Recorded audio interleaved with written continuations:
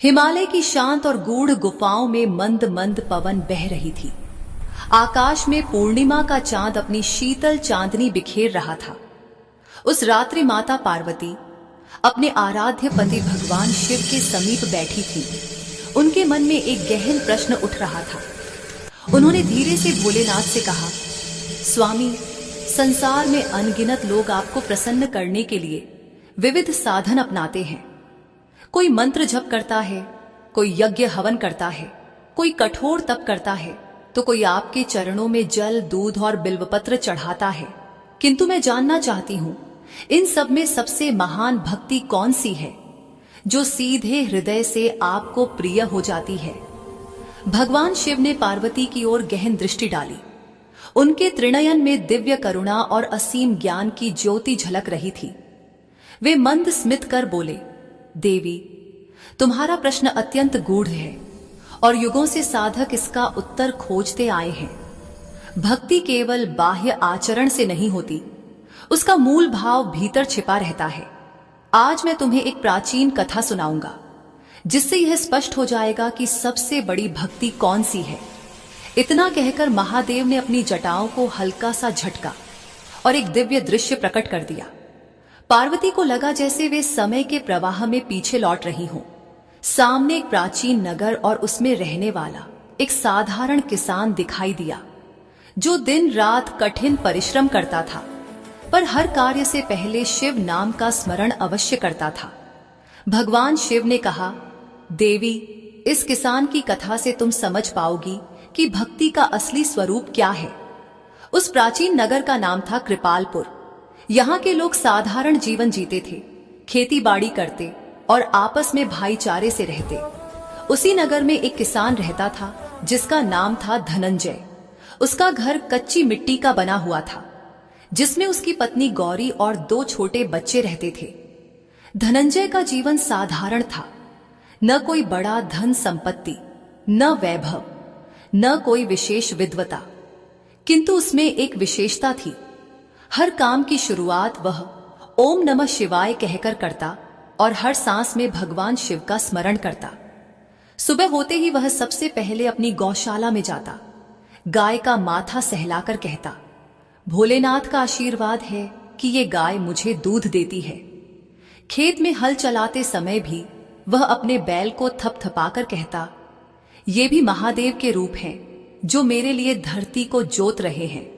उसकी पत्नी अक्सर मुस्कुराकर कहती, तुम तो हर जगह शिवजी को देख लेते हो, कभी बच्चों में, कभी जानवरों में, कभी पड़ोसियों में। धनंजय हंसकर उत्तर देता, देवी, जब शिवजी सर्वव्यापक हैं, तो उन्हें केवल मंदिर में ही क्यों खोजें।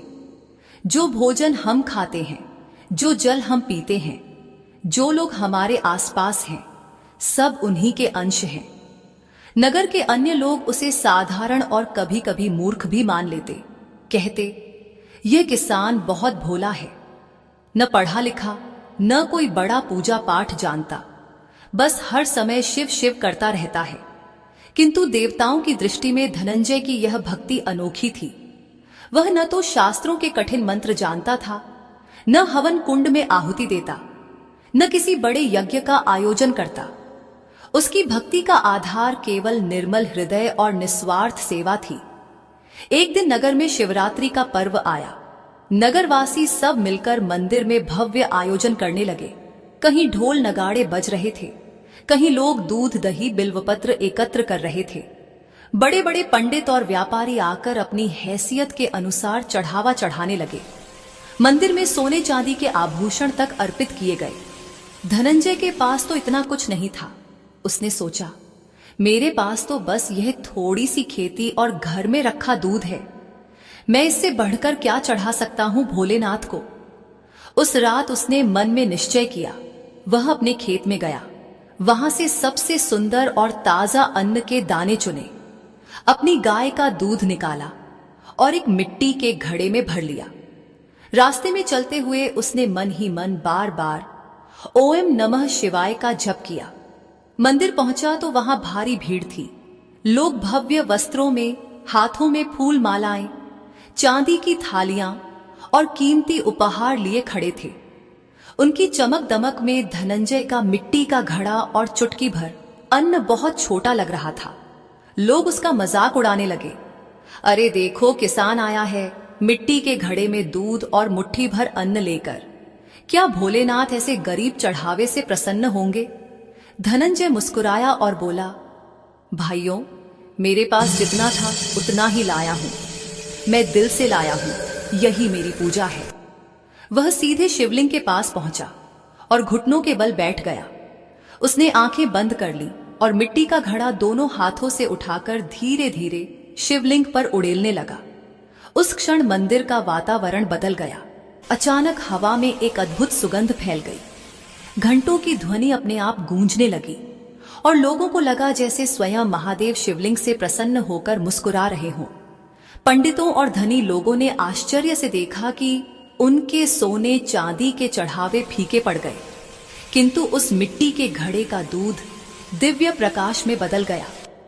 धनंजय के आंसुओं के साथ जब वह दूध शिवलिंग पर गिरा तो ऐसा लगा मानो स्वयं गंगाजल बह रहा हो। पार्वती ने यह दृश्य देखकर महादेव से कहा, स्वामी, यह तो अद्भुत है। इतने बड़े बड़े धनी लोग यहां सोना चांदी चढ़ा रहे हैं, फिर भी आपकी प्रसन्नता इस साधारण किसान के मिट्टी के घड़े से कैसे हुई? महादेव ने मंद स्मित कर उत्तर दिया, देवी, यही है भक्ति का रहस्य। सोना चांदी बाहरी वस्तु है, किंतु यह किसान अपने हृदय का भाव मेरे चरणों में अर्पित कर रहा है। सच्ची भक्ति वही है जिसमें मैं और मेरा नहीं होता, केवल प्रेम और समर्पण होता है।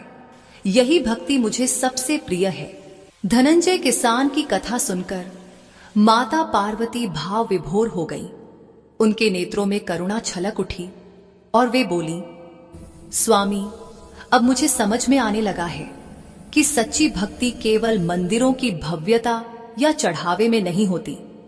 लेकिन क्या संसार में और भी उदाहरण हैं जहां लोगों ने अनोखे ढंग से आपको प्रसन्न किया हो?